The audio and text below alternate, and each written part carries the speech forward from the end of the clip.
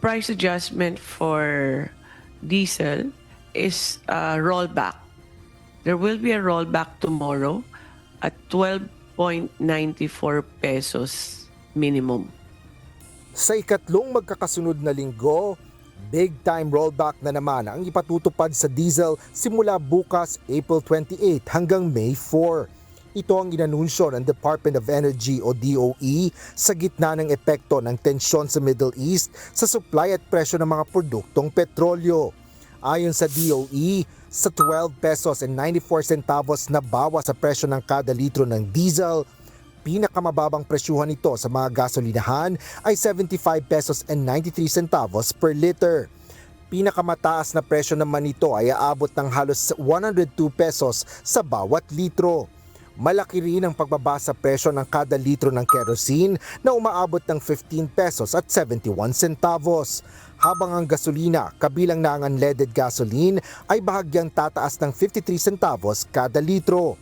Paliwanag ni Energy Secretary Sharon Garin, magkakaiba ang presyo ng mga produktong petrolyo sa bawat gasolinahan. Bunsod nito, maaaring i-apply ang mga price adjustment na ito para makuha ang aasahang presyo ng petrolyo sa parehong gasolinahan na pinagkakargahan.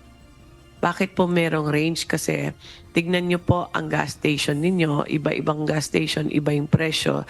Dahil depende yan kung malayo siya sa depot or inland siya, malayo i-deliver, mas magastos yung pag-deliver doon sa gas station na doon. So mas mahal po ang benta. Or minsan po iba-ibang brand, iba-iba rin yung presyo nila.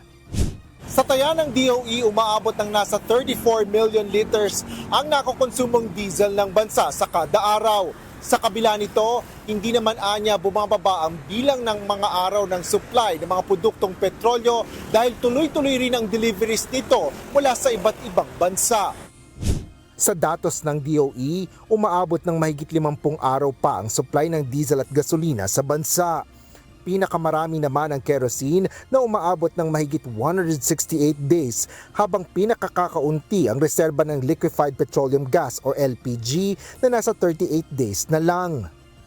Ang total ng country na average is 54 days, which is a good number because if you order from America, South America, or North America, it will take about 30 days for it to be delivered here.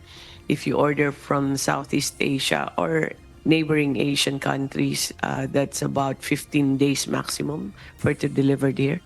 Some could even be as short as 7 days. Inihayag naman ng DOE na nai-deliver na rin sa bansa ang lahat ng 4 na diesel shipment na binili ng pamahalaan. Ito ang mahigit 178 million liters na krudo na binili sa pamamagitan ng Philippine National Oil Company Exploration Corporation o PNOC-EC. Sa ngayon ay wala pang nakalinyang paparating na supply sa buwan ng Mayo. Anila, kailangan nilang balansehin ang pagbili ng pamahalaan ng supply at ng mga pribadong kumpanya ng langis na direkta ring bumibili ng gasolina at diesel. Hanggang 60 araw lang rin anila ang kapasidad ng bansa sa pag-iimbak ng petrolyo kaya dapat pangasiwaan ang dami ng konsumo at pagbili ng supply. Asher Cadapan Jr., UNTV News and Rescue. Diyos ang aming sandigan, serbisyo publiko ang aming pinahahalagahan.